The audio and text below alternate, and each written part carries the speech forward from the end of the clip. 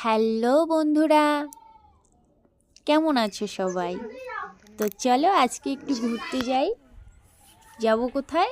হনুমানজিকে দর্শন করতে।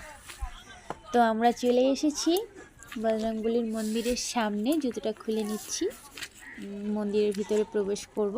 তো চলো ভেতরটা একটু ঘুরে আসি, দেখে আসি, বজরংবলীজিকে দর্শন করে আসি। ওয়াও, ভেতরটা অনেক বেশি সুন্দর, অনেক সুন্দর। দেখো ভেতরটা, মানে এতটাই মনোরম পরিবেশ, গেলে মন জুড়িয়ে যাবে। তো একটু হনুমানজিকে দর্শন করে নাও। আমি একটু কাছে যাচ্ছি,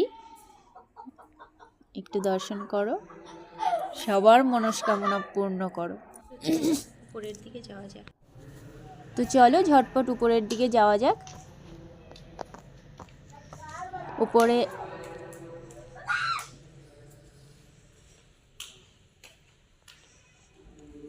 চলো, সিঁড়ি দিয়ে চলো উপরের দিকে যাই।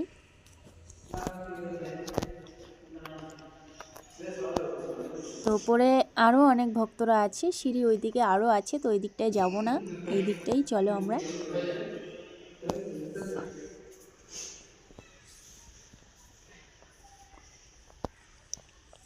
কি সুন্দর দেখো উপর থেকে।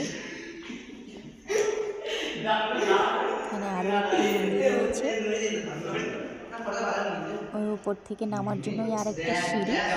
তো এবার চলো আমরা সামনেটায় যাই। সামনেটা মানে বলার মতো ভাষা নেই যে এতটাই সুন্দর।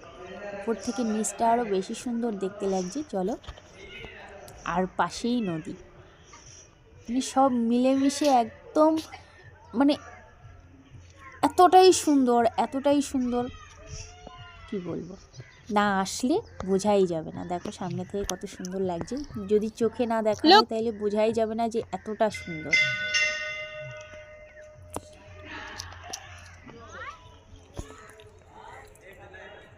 তো নদীর পাড়ে দূরে একটা ছবি তুলে নিলাম, ছবি তুলে নিয়েই টাটা, বাড়ি যাব।